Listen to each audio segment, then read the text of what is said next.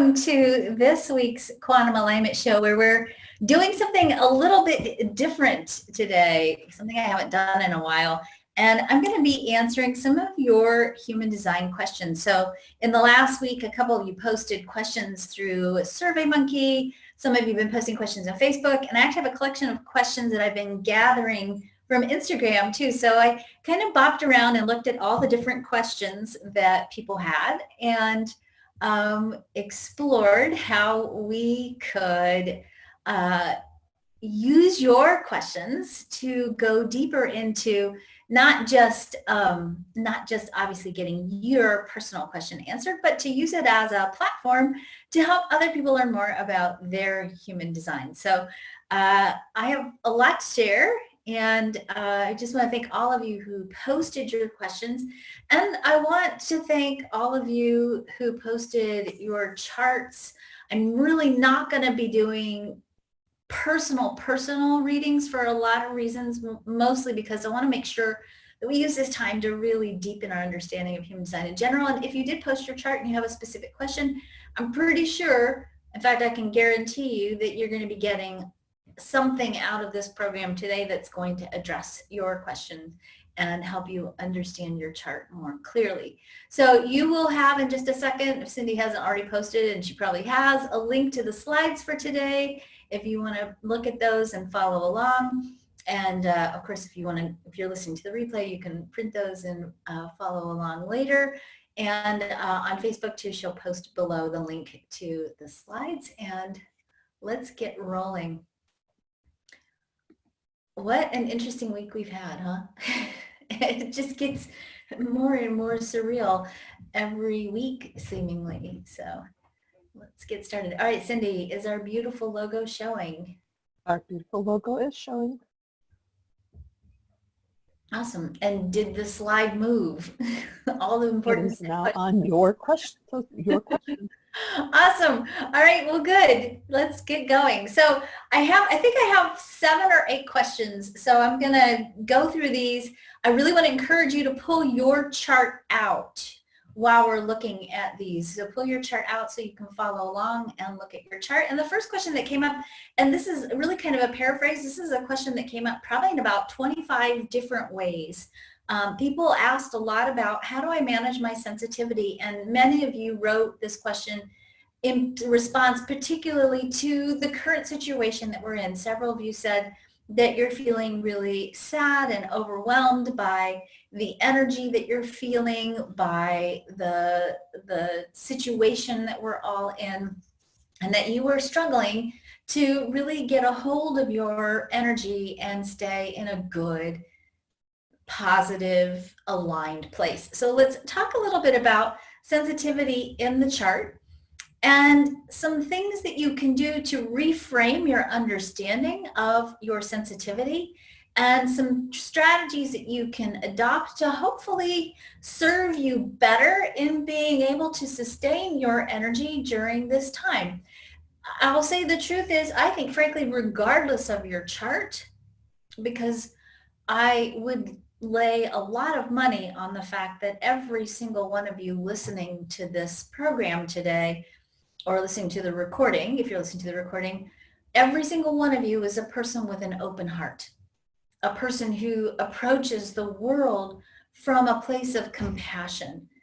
That's really, frankly, one of the greatest blessings of my job is that I get to share information with all of you, and I hear how every one of you is working to take this information and really make it something beautiful and meaningful, not just for yourself, but for the people around you. So I know that regardless of what's in your chart, you're feeling what's going on right now. So let's talk a little bit about how to really understand it and work with it more specifically in the context of your chart and in the context of what's going on right now. So I'm going to go through some centers in the chart that I associate with different kinds of sensitivity.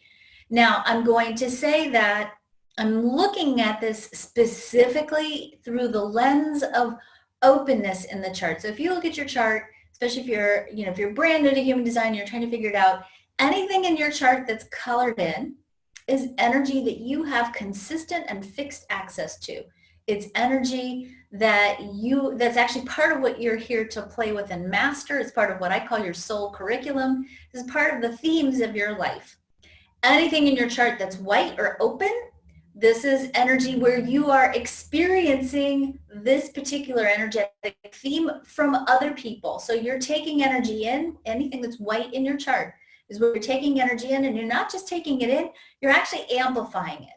The beautiful part about openness is it gives you variability in how you experience this intense experience of other people's energies. The beauty of that is that it ultimately gives you wisdom, and ultimately, really, when you really get it, it gives you choice around how you use these energies, because these are energies that you can borrow. These are energies that you can purposefully make malleable and use them in the way that works for you, because you don't have fixedness here, you have openness. And ultimately, this is a place where in your chart, you actually have the freedom to choose to react or express or play with these energies or not. You can actually, with your openness, just simply bear witness to other people's energies, and you don't have to have your own energy field hijacked, so to speak, by your openness. Now, I'm saying this with the understanding that I really want you to get that we all have all of the chart. There isn't anything on a human design chart that you don't have. We all have all of the chart. You all have elements that are colored in or fixed or defined, and you all have elements that are open. Openness is one of the places where we get conditioned. It's not the only way we get conditioned. It's not the only way we sometimes lose connection with our authentic identity, but it's one of, I like to think of 6 ways. There are 6 ways that we get conditioned. I'm not going to get into conditioning today. Well, I am actually a little bit, but I'll give you a resource for it. But we tend to experience life in a conditioned way, meaning it's very easy in our experiences of life to sometimes get disconnected from our own authentic energy, or to let our own energy get hijacked. And that happens most frequently in our openness. So let's talk about the centers and openness and sensitivity. The first place where we tend to be sensitive is in the emotional solar plexus. So on this picture, it's colored in, but if you're emotionally open, this center is actually going to be white on your chart. This is the emotional energy center. And I think we have a vocabulary issue with this center, because we think it's emotions and we immediately think, oh, it's feelings.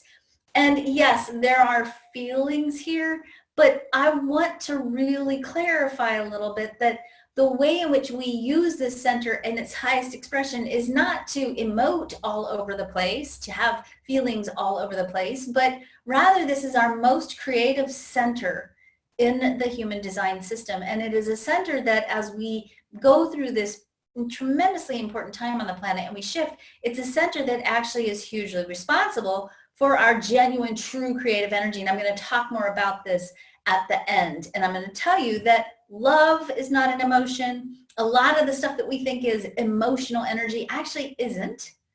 It's actually located somewhere else. But this center is a really powerful creative center. However, many of us experience this center as deep emotional energy. And those of you who have this center open, it's very easy for you to be emotionally empathic, to feel how other people feel. So when we're in this cycle that we're in right now, this experience that we're having, many of you who have the center open are going to be feeling the feelings of the world around you.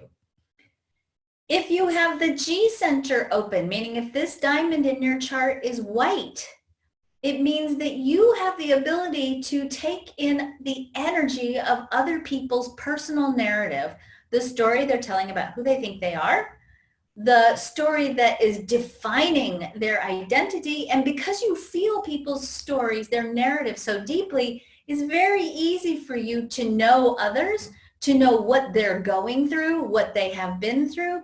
And it feels also like empathy. It can make you very sensitive to other people's stories, other people's trauma, other people's identities, particularly if they're hurting. Oops. The emotional solar plexus forgive me, this is the sacral. The sacral center is another place where we feel, and we feel deeply. This is the center for workforce and life force energy. And those of you who are open sacral beings, as my manifestors, projectors, and reflectors, you feel the entire life force of the planet. And so again, you're experiencing this openness here that causes you to really feel the world around you.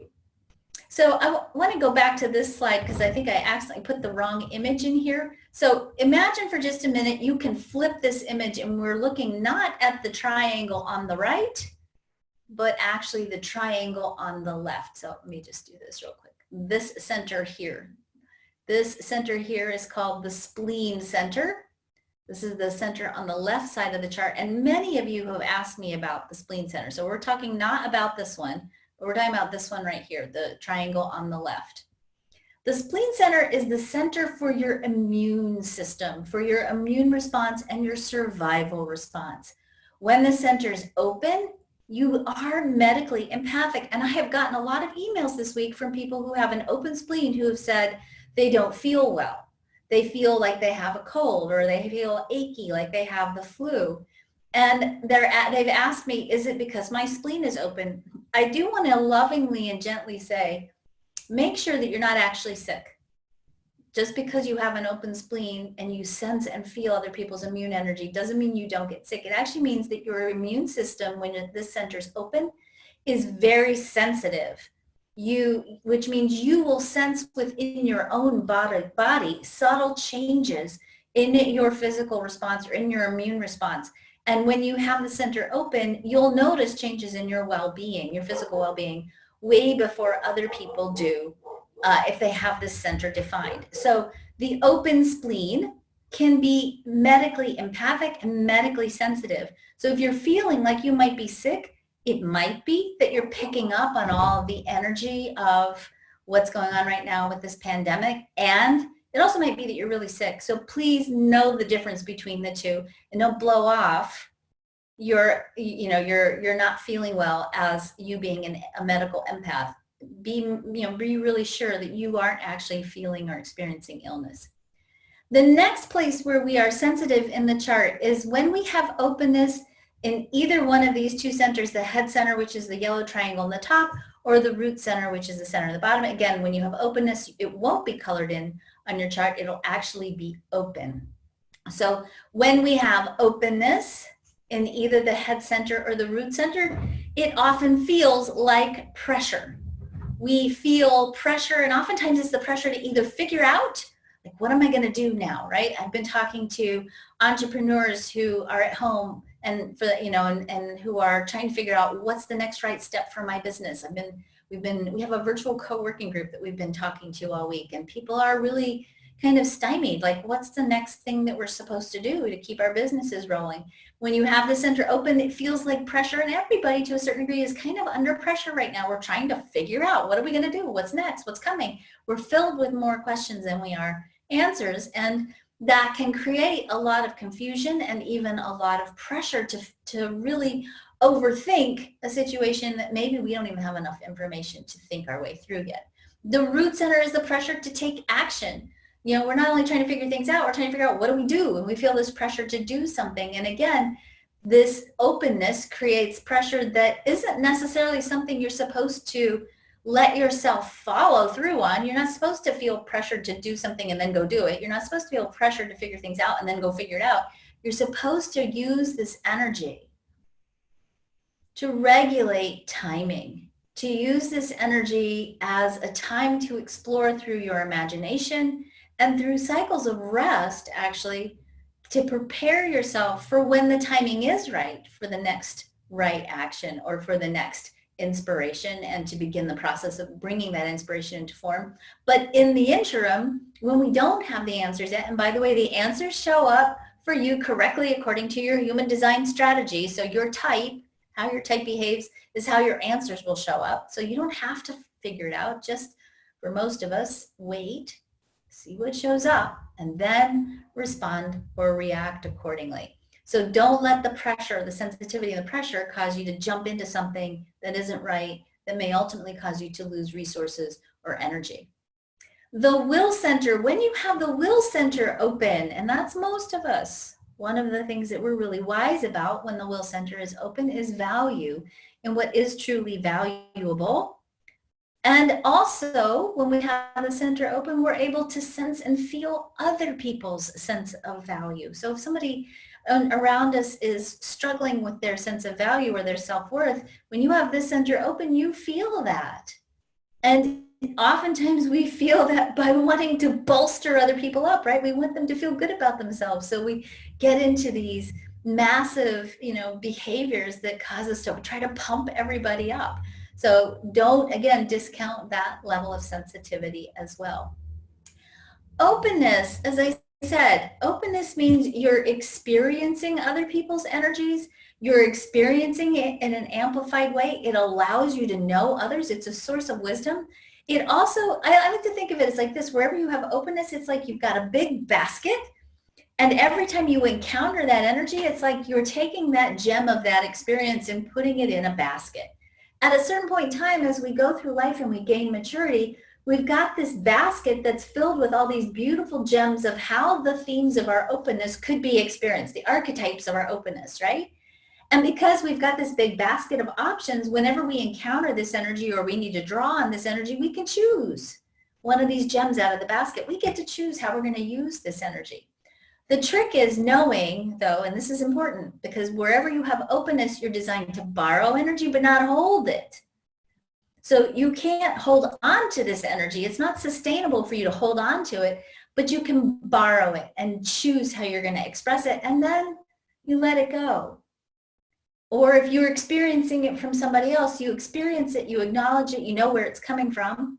Maybe you need to do something to handle it. Let's say if your child is hurting, for example, but you don't own it. It's not you, it's somebody else. So it's always important when you have openness to make sure, especially if you're having a big energy experience, to ask, whose energy is this? And make sure you're not taking on energy that isn't yours. Ultimately, and this is really powerful right now, when we have a lot of openness, and I got a lot of reflectors this week who asked me, how do I manage this energy right now? Everywhere where you have openness, because you've got this big basket of possibility of how all these energies could work, we also understand eventually with wisdom that these energies have a higher expression. The potential of what these energies could bring to the world, the potential of the human story, is contained within all of our open centers. So when we are experiencing a big situation like we're in right now and we have a lot of openness, it's a really wonderful opportunity for you to use this as an opportunity to see the bigger picture, the fulfillment of the potential of the energies that we're experiencing, and to also bear witness to what's going on, and to simply see yourself as somebody who is realigning the pattern, maybe constructing the energy template for this particular energy on the planet. You're scrubbing it, you're cleaning it, you're keeping it aligned, and you're kind of holding it in place in a non-biased, non-reactive, very beautiful way as you experience the energy of the world. Here's just a quick visual reminder, be a screen. Wherever you have openness, you get to control what you're experiencing. When you start to feel it, instead of taking it on and owning it and reacting to it, see it as a witness. Bear witness to that energy and don't be a sponge. We have a tendency to take it in, to resist it, or to feel responsible or obligated for it, or try to fix it because of the nature of all the different open centers we have. We hold on to this energy, and when we do that, that's when we become deeply conditioned and reactive, and we actually lose our authentic self in the experience. Everywhere where you have openness, you are designed to experience the energy as a witness, to be a screen and not a sponge. So I certainly would encourage those of you who are really hurting with this energy this week to really sit with it and say, what's my highest place of service? Oh, I know, I can hold a vision for the best way for this energy to flow on the planet right now. I can take it in, I can bear witness to it, I can keep using my understanding of the potential of the human story to craft a different vision, an end goal, a point B on the map that we're on right now, and use the power of my visualization, use the power of my ability to sustain my own energy and nurture and take care of myself along the way so that I can keep holding a vision of something bigger and better than what we're experiencing. Make sure you empty your sponges. When you empty your sponge, you are literally deconditioning. And when you decondition, meaning when you're not holding on to this energy, but you're letting it flow through you as a witness, that gives you the opportunity then to be deliberate, to consciously choose how you're going to use your energy instead of reacting, meaning acting the same story out over and over and over again in response to the energy that you're holding on to and in response to the amplified experience of other people's energy around you. Remember, openness can hold the template for the fulfillment of potential. Practice holding the vision of what else is possible. And in the meantime, walk, write, dance, do art, cook, talk, sing, read. This morning in our family, we had a lot of emotional energy happening. And so my daughter and my husband got together and they sang a beautiful song together, and it was really quite moving. So I won't play it for you, but I have included it here for you if you choose to listen to it at some point. The next thing I really want to encourage you to do right now, especially, is please, please, please protect where you put your attention. It is so easy right now, especially because we're alone, we're sitting in our houses, to want to go connect with the world, do it in moderation, be mindful of where you're putting your attention. I certainly, I work on the internet, so I can't avoid social media to a certain degree, but I will tell you that I've definitely had to really, control myself, regulate myself in the way that I've been exposing myself to media and news. We have a 24-hour news cycle, which means news, and the rapid changing news comes firing at us nonstop if we choose to expose ourselves to that. And that doesn't give us time necessarily to recalibrate and to connect with the heart of who we are. So really do be mindful of taking care of yourself during this time. How do you decondition? That's the next question that came up from a lot of people. How do you decondition? I want to add one other piece here. I'll just add it here. Let me show you this. Forgive me here for just a second. I want to add this too. If you have this gate 19 colored in on your chart, and I don't know if you guys can see my cursor, but gate 19 right here, or the gate 57 right here, or you have the 15 here, or the 25, or the 46, or the 10. These are also gates, if you have those colored in on your chart, that can make you very sensitive and aware to people's connection or disconnection from their own sense of love and from their sense of belonging. So again, too, if you have these gates defined, they can also make you super, super sensitive. And to just be aware, again, if you've got any of those gates colored in conjunction with your openness, take care of yourself. Walk, write, dance, do art, cook, talk, sing, read, do all the things that bring you joy, because when we're living from those energies, we're actually decreasing our cortisol, our stress response. We're increasing dopamine and serotonin, and we're more creative. And when we're more creative, our ability to tap into the elegant solutions that are available here to all of us, the solutions to enduring this situation, sustaining ourselves during this situation, using this situation as a catalyst for creating something bigger, better, more beautiful. All of that possibility gets activated when we stay in our creative flow.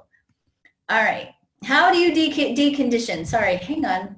How do you decondition? Next question that came up in a bunch of different places in a bunch of different ways.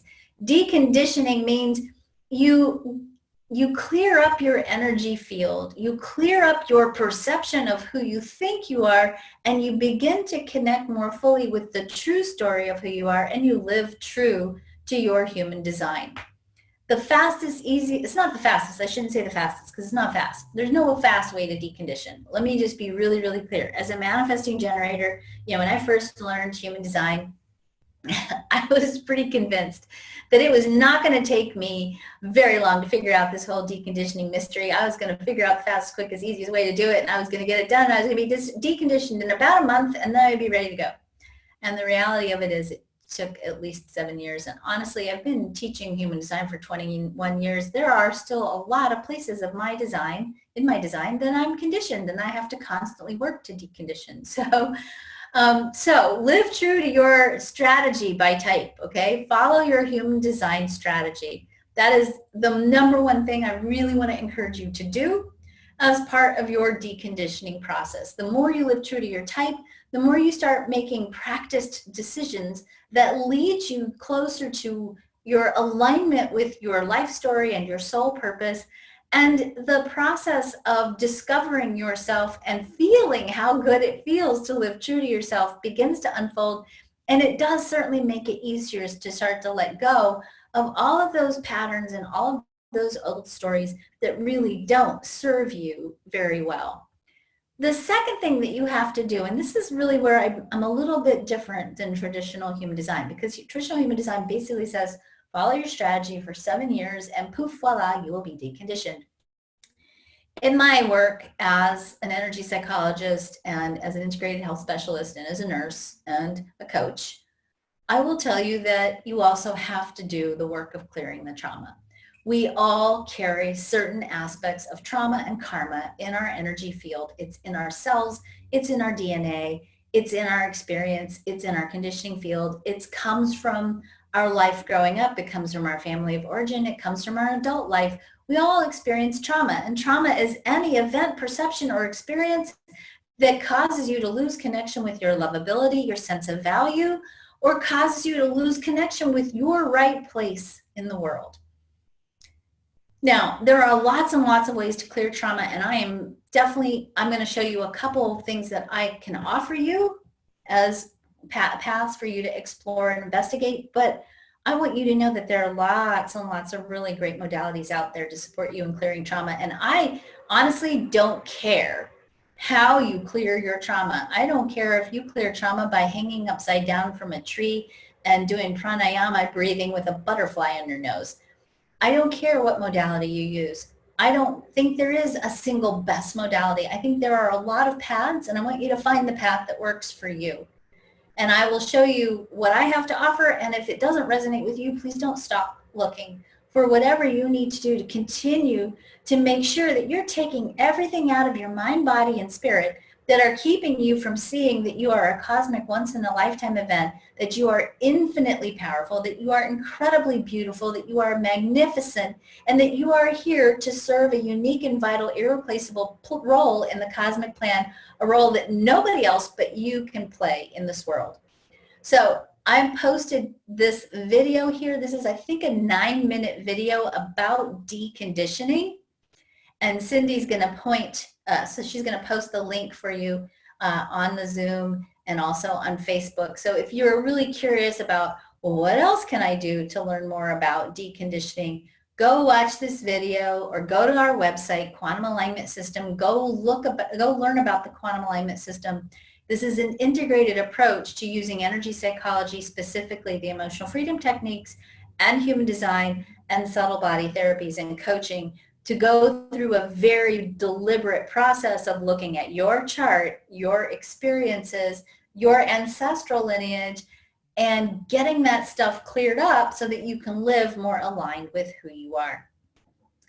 The third question that came up, and again, a lot of these questions came up from lots of different places in lots of different places, but yet the same question over and over again. So that one of the questions that came up in all 3 places that I was looking, both on the survey, both on Instagram and Facebook, was the question, what does it mean when your chart says self-projected?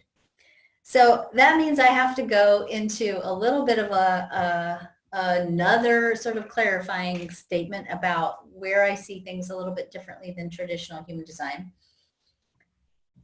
And again, let me just say, I'm not saying that the way I teach is better, so please be really, really clear. There are different ways to interpret information, including information about human design, and thank God we have a lot of really amazing teachers on this planet who present a lot of different points of view.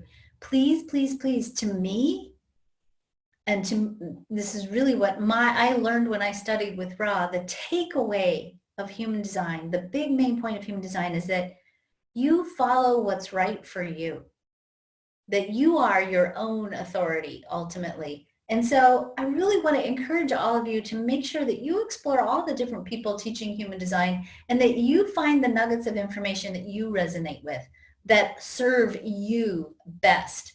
Because I might say something that you don't resonate with and somebody else might say it differently and you might go, oh, I get it. And I don't care where you hear it. I get that. I care that you get it. I want you to get it so that you can live more aligned with who you are.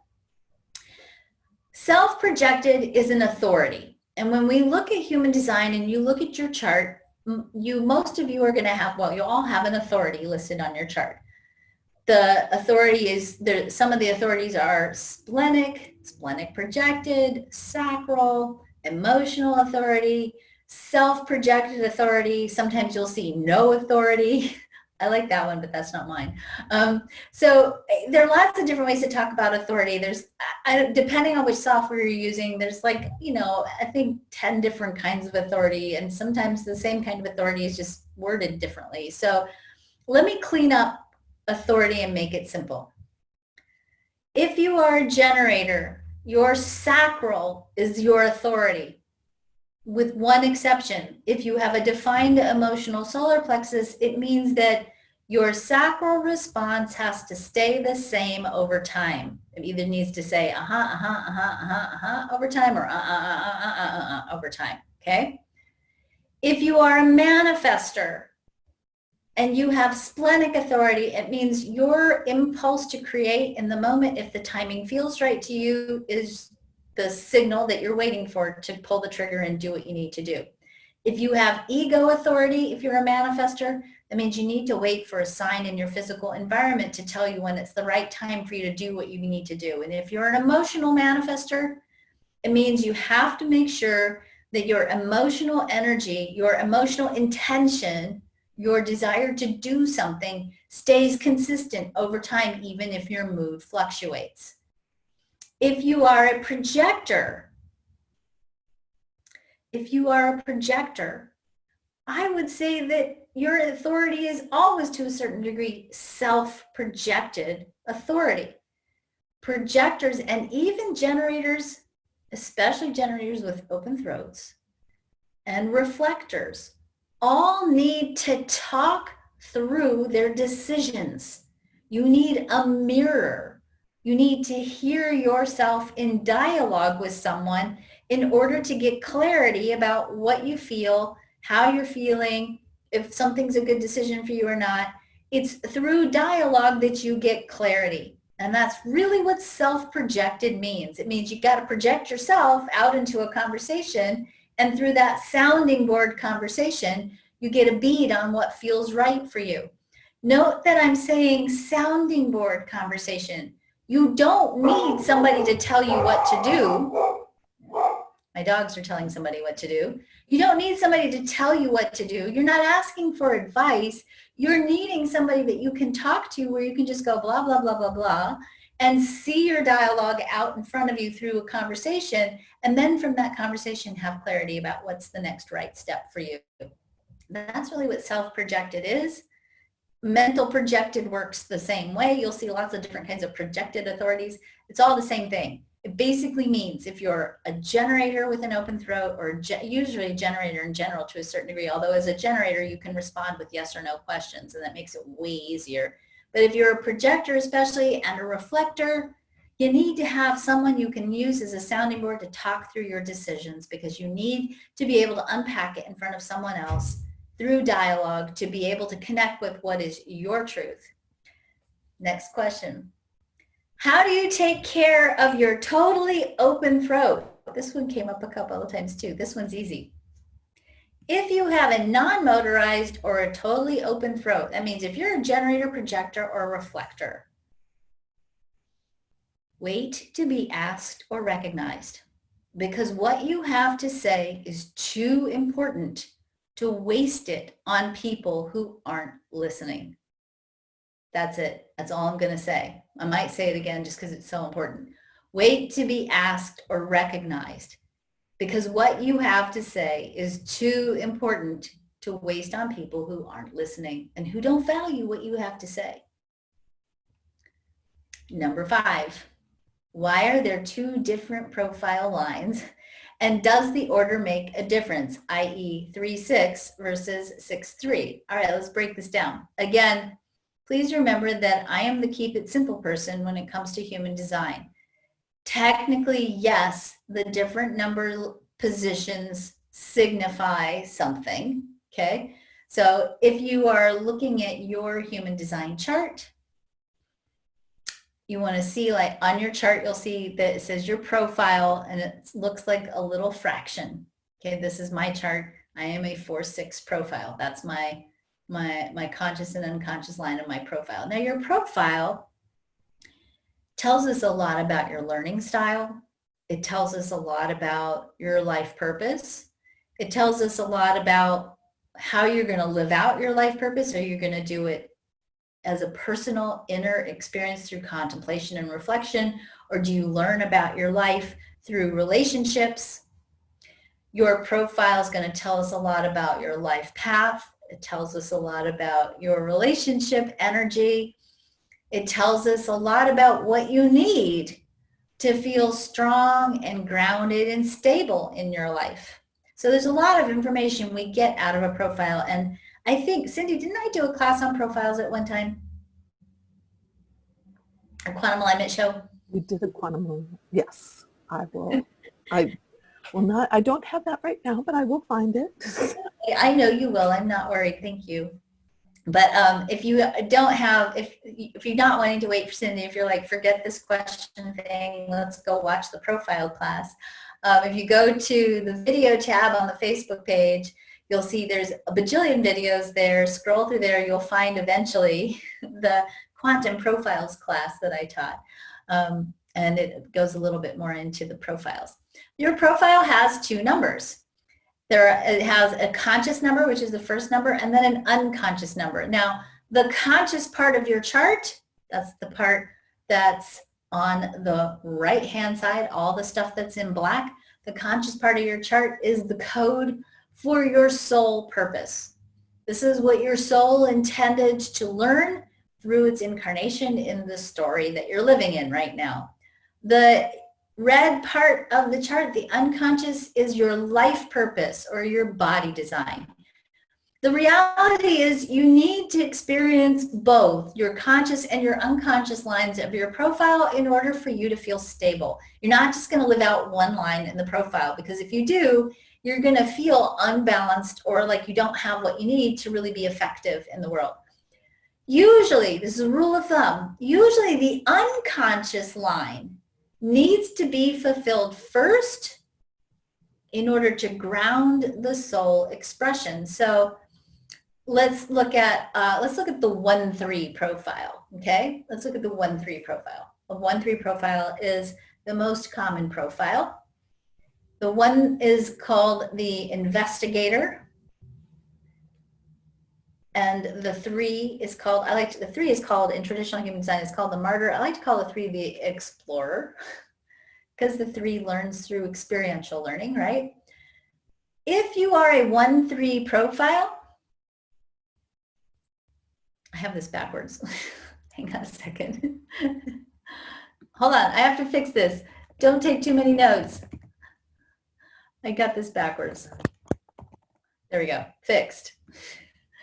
If you are a 1-3 profile, you need to fulfill the exploration or the investigation part first. The first line, the first number in the profile needs to be fulfilled first. So if you're a 1-3, you need to go deep into exploring, understanding, studying, being curious about information. And at a certain point, when you hit that place where you go, okay, now I know enough, then your third line, your experiential learner, will say, okay, she's got the foundation of the information in place now, let's go try it. And if you are a third line in a 1-3 profile and you haven't done the investigation part first, you just go try something, it's terrifying. You feel lost and you feel like uncertain and very, very anxious, because if you don't have a sense of what to expect next, because so much of your third line energy is about exploring, and therefore there's an unknown element to it. If you don't have that informational foundation in place, it can be very challenging to go explore, because you won't feel like you at least have a framework within which you're exploring, and then it just feels like random chaos. So conscious and unconscious, soul purpose and life purpose, you have to experience both. So, you could sit there and go, all right, first number first, then the second number. The reality is you need both. And they both carry mutual weight. And so, yeah, you can get deep into exploring the difference between a 3-6 and a 6-3, but in reality, there's not that much difference. They both need to explore, and they're both role models, and they both go through a phase of really being extreme explorers, usually in their youth. Next question. I said something a few weeks ago that got people really kind of curious and maybe even a little triggered. So I said love is not an emotion if we look at the chart. And I want to unpack this. Part of the reason why I have to unpack this is because when we look at the design of mammals, and this is the one that always gets me in trouble, especially when we start to look at like the design of dogs. And I say to people, well, dogs don't have emotions. I get hate mail, right? And I get it. I have 2 dogs and they are like the loves of my lives, right? So I get it. I get hate mail though when I say dogs don't have emotions. Dogs don't have emotions by design, but that doesn't mean they don't love. That doesn't mean they're not loyal. That doesn't mean they don't care about you. In fact, the opposite. They love you, they're loyal, and they care about you. But it's not an emotion. So let's break this down. Love is located in the G center. The G center is the center for love and direction. And the direction that you take in your life is calibrated by the quality of love that you have in your life. The quality of love that you're experiencing, and the love that you need to have in place in a high state, in a high level, is going to be calibrated by the gates of the G center. So in order for you to live the love that you are, and remember, this is the identity center, so we know this is the center for love and direction. We also know this identity center, we are love. That's who we are. That's the nature of the consciousness that fires up our engines and makes us alive. We are love. It's in our identity center. And we know that when we love ourselves, when we feel powerful, when we are feeling worthy of expressing the truth of who we are, and we understand that unique and vital place that only we can play, when we decide to tell our own personal narrative that's deeply rooted in love, when we know that we are loved by source, when we love our bodies, when we love ourselves enough to allow ourselves to be supported, and when we love each other, our life takes us in a direction that matches that narrative. This is the guiding force of our heart. This is the heart center, right? And this is the guiding force of our lives. Dogs have G centers. Dogs love, okay? Dogs have a direction in life, and dogs love, okay? Just want to be sure I don't get any dog hate mail, okay? Dog owner hate mail. Dogs love. If we break these down into voices, and I put this here for you because I love these sentences so much, because just saying these sentences recalibrate your perspective back to love. I really want to encourage you to print this up and post it like on your bathroom mirror and read this to yourself every morning, because this is the truth of who you are. This is the story of being a human being. You are love. You are powerful. You are who you are, and you get to decide who you are. You are forgiving. You serve something bigger than just yourself. You are part of a cosmic plan, and you have a unique and vital place in that cosmic plan that only you can serve. You are vital. You are supported, and you are compassionate. This is the human identity. This is the story of the potential of what it means to be a human being. And ultimately, I believe, This is where we're engineering ourselves in the direction that we are consciously constructing for humanity. Now, let's talk about where this gets confusing when we talk about love and caring and emotional energy and all that other good stuff. Tribal circuitry, and this is the tribal circuitry here. On the left side, we have what's called the defense circuit. And on the right side, we have the ego circuit. Tribal circuitry is like this bone deep, soul deep, gut level, primal, I would die for you, I would kill for you kind of energy. It's the energy that causes us to align around common values. It's the energy that creates sustainability so that we all, not just ourselves personally, but we all have access to resources so that this is a we circuitry, that we survive and endure. It's the energy that if you go have Thanksgiving at your grandmother's house, causes you to take out your septum ring and all your piercings and cover up your tattoos because you don't want to violate the family values, right? It's compelling energy. It's energy that literally will compel us to risk our lives for others, right? War lives in this circuitry. Feeding other people lives in this circuitry. Sex and sexuality lives in this circuitry. And when I say sex and sexuality, I'm talking about not just attraction, intimacy, and sex. I'm talking about everything that goes along with sex, like having babies and creating support structures for growing babies into adulthood and education and transmission of values and food. It's a really deep place where we have caring and nurturing. Love doesn't actually live here by design. Now, ask any mother or father if they love their child, and with a few rare exceptions that I think are usually because of deep trauma, we love our children, right? We would die for our children. We care deeply about our children. That's more about tribal circuitry than this thing, right? This circuitry gives us the energy to survive and endure in a sustainable way, ultimately to bring little people to adulthood and to take care of the people we love across the spectrum of life. I'm not going to say that's not love, okay? I think that's also love, but it's not the formal definition of love by design, okay? The formal definition of love by design is in the G. Dogs have half of the defense circuit. So the 50-27, the left side that connects to the sacral, that's love, that's nurturing, that's caring, that's wagging your tail when you see your owner. That's in that channel, okay? Dogs also have the 19 down on the bottom right.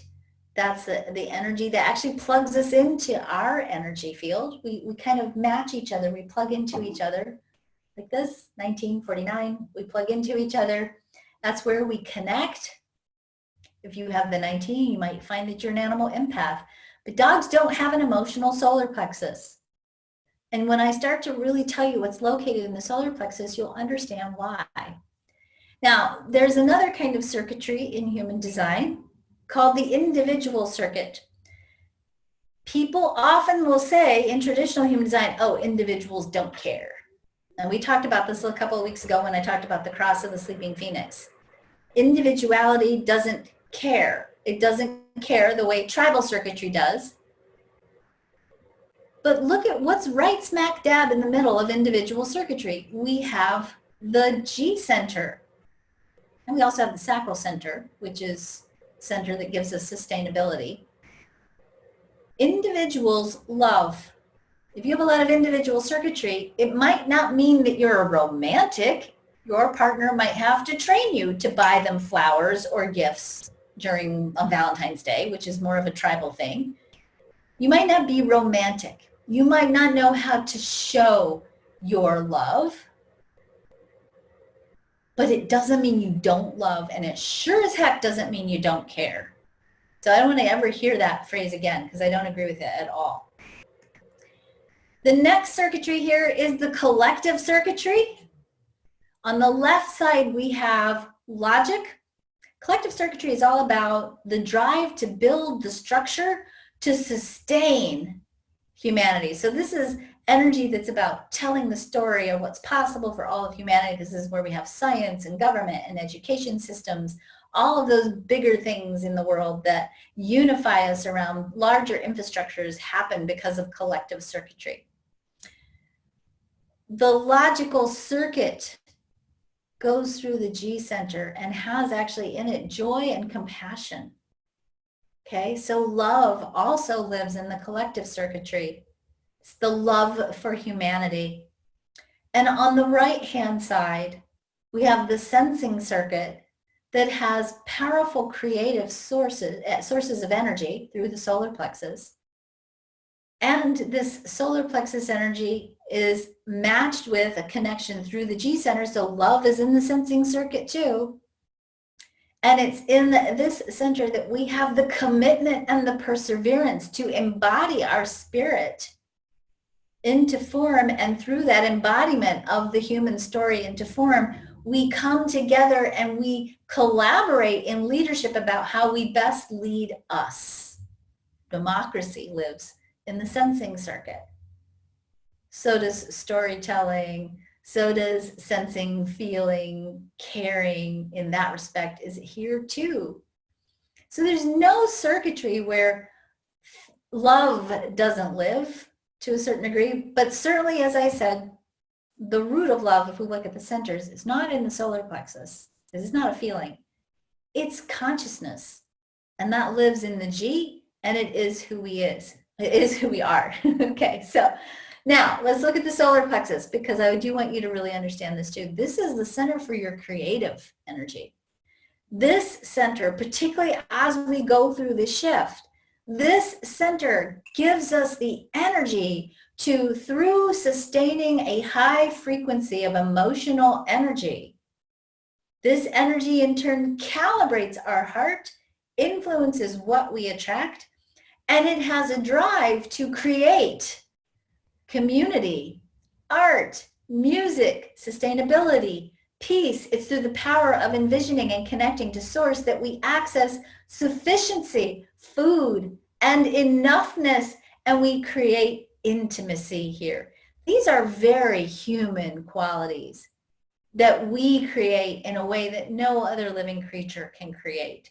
And I'm not saying that things like ants don't have community. I know I'm going to get hate mail about this too, but I'm saying the quality of the kind of communities that we build will be different. They won't be instinctual, but rather conscious and deliberate. And this center gives us the ability to not react to life, but to rather experience the energy of life itself, and to, from that experience of life itself, consciously and deliberately use the power of our creative essence, our imagination, to envision a different outcome through our faith and our connection to source and our awareness of our unique place and our sense of enoughness. We can, with the power of the center, create the solutions, the elegant solutions to creating peace, sustainability, equitability, and community on a global level. That's something very unique to humanity and something that I think is quite profound and beautiful about being a human being. All right, I think this is almost our last question. This one also came up a lot. A lot of people posted, I hate my Incarnation Cross. I don't resonate with it at all. What does it mean? Why do we have one? So let's talk about Incarnation Crosses. All right, your Incarnation Cross is going to be on your chart. Sometimes it'll start with something that says RAX. That stands for right angle cross. LAX stands for left angle cross. And sometimes you'll see a juxtaposition. That's a different kind of a cross. There are 3 kinds of crosses: right angle, left angle, juxtaposition. I'm not going to get into that because that's over and above the top. But when we're looking at our cross, here's what we're looking at. We are basically looking at the gates of your unconscious and conscious sun So in this particular chart, the sun is in the 29 in line 4 and the 8 in line 6. Those two gates represent in your cross, and let me just say, if you don't like your cross or the name of your cross or you don't relate to it, throw it out. I don't think there's a lot of really good information written about incarnation crosses. I do think that Chetan's book is a good step up, and Chetan has a book on incarnation crosses, so go get that. But I think that your own interpretation of your cross, I think, is more meaningful than anything else that anybody can write. So pluck the top two numbers off of your chart, your conscious and unconscious sun. Those two gates, go look those gates up in whatever human design book you like the best. If you have my book, Understanding Human Design, in the back of the book, it goes through all the different gates with some contemplations and writing exercises and affirmations. Use those to explore a different meaning of the gates in your chart. If you don't like those, there are lots of other books out there, including Chetan's book. Chetan has an I Ching book. Of course, there's the original I Ching book from Ra. If you don't want to look at a human design definition, go get a traditional I Ching book. Just go get there's literally an I Ching for Dummies book. Go get one of that book. And you look up the hexagrams, the 29th and the 8th hexagram, if you were going to use this chart as an example, and go read the metaphors, the stories of the I Ching. Those are going to tell you a lot about who you are in the context of what you're here to give or serve the world with. So your sun energies represent what you're here to give or serve the world with. Your earth energies are what you need to be able to give to the world. So these are things you have to have in place. These are kind of your foundation, or what grounds you in order for you to be more effective in giving what you give to the world. All right, so this is actually my chart. So I need passion, intensity, creative fire, right?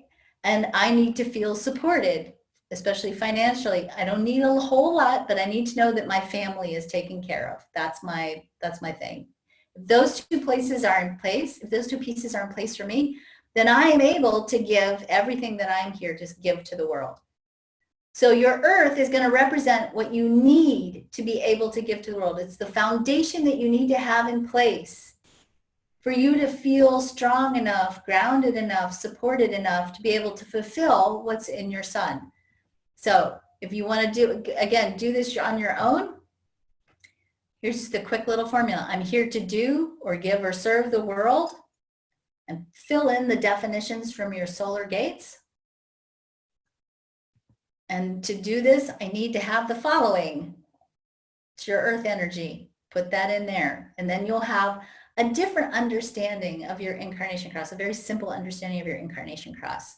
And I hope that gives you a little bit of a different way to kind of look at it. Now, if you want to go deep into your incarnation cross and the life purpose in your chart, if you join our Understanding Human Design online community, and it's $27 a month until the end of this month, you get access to every single general human design class that I've ever taught. There's thousands of dollars worth of classes that are in there, including a life purpose class that I taught. Actually, there's a couple of life purpose classes in there.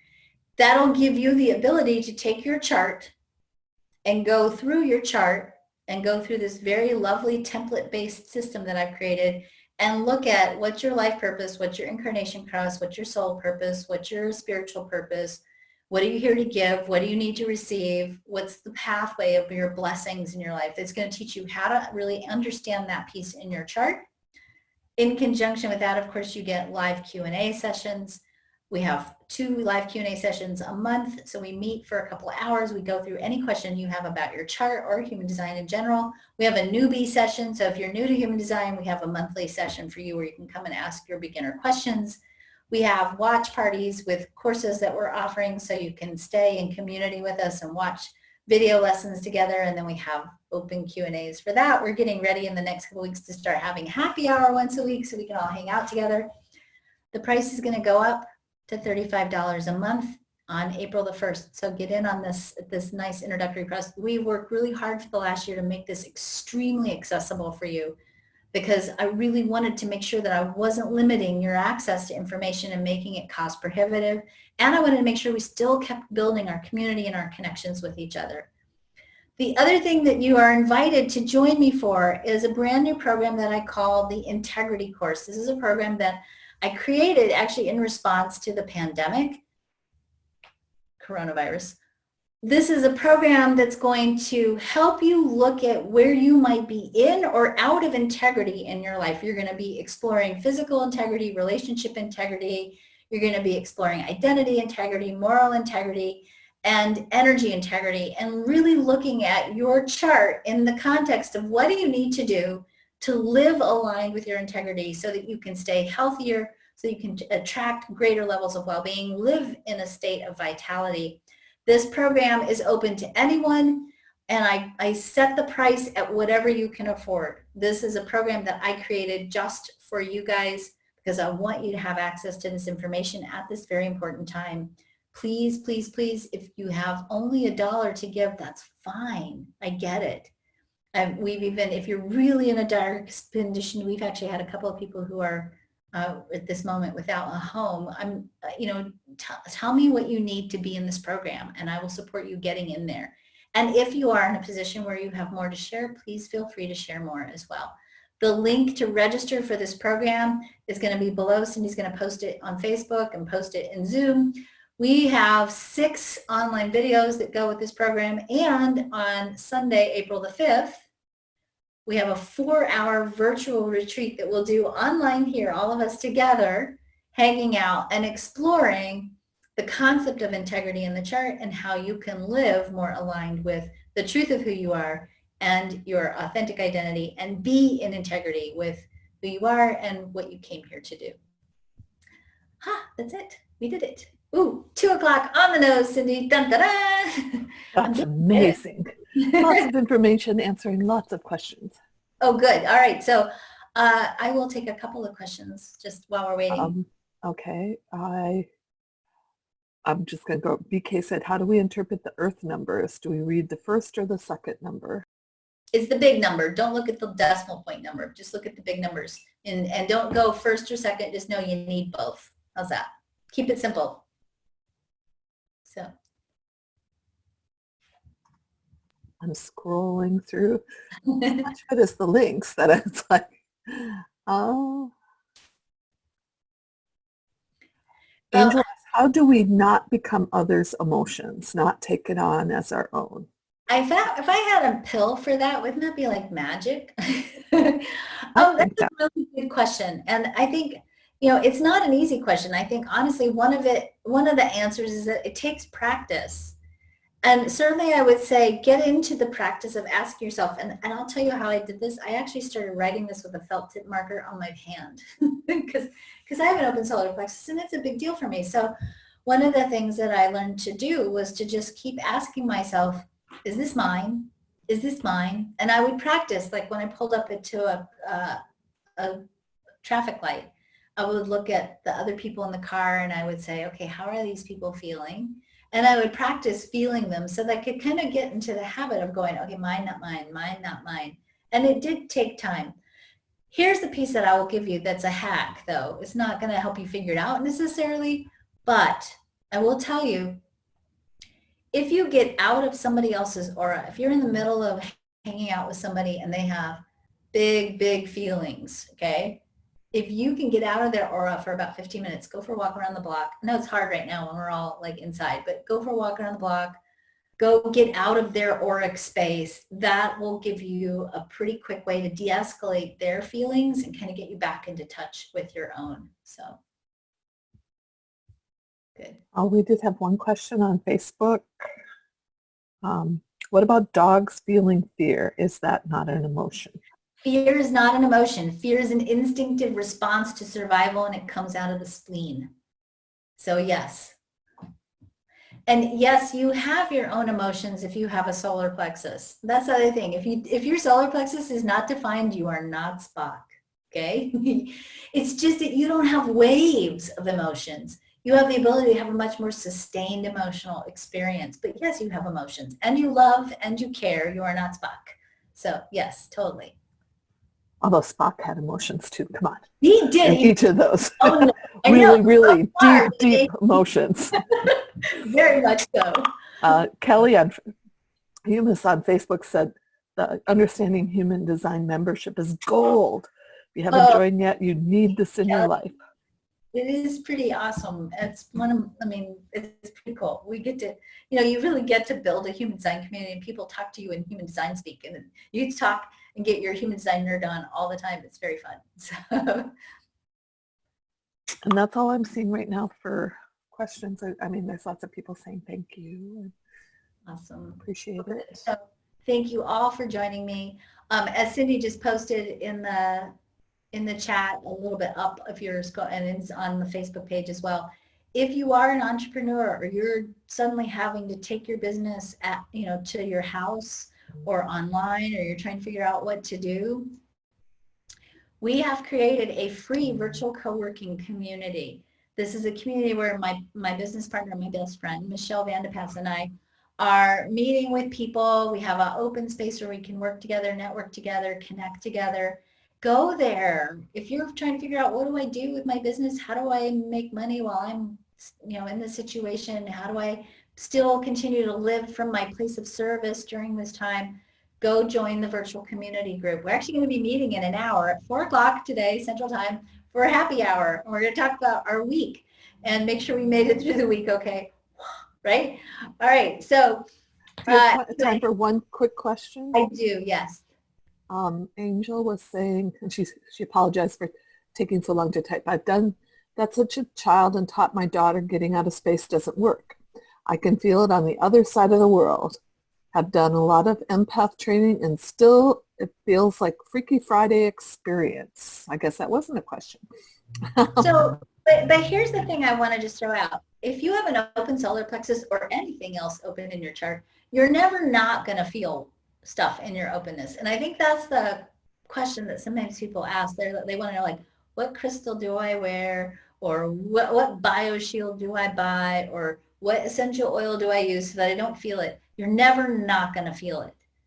And as a person who's emotionally open, and I live with two people who are deeply emotional by design, I don't not feel them. But you do eventually cultivate the awareness that, okay, this isn't mine. Therefore, I don't have to react to it. But it doesn't feel good sometimes. And I don't think there's a way around that other than to just go, there is a lot of pain on the planet right now, and I feel it. And I get that to the people who are experiencing it, it feels really real, and I feel it. But to know that you're not responsible for it, it's not yours to fix, it's not yours to hold in your body and to hold on to it, because that's not healthy for you.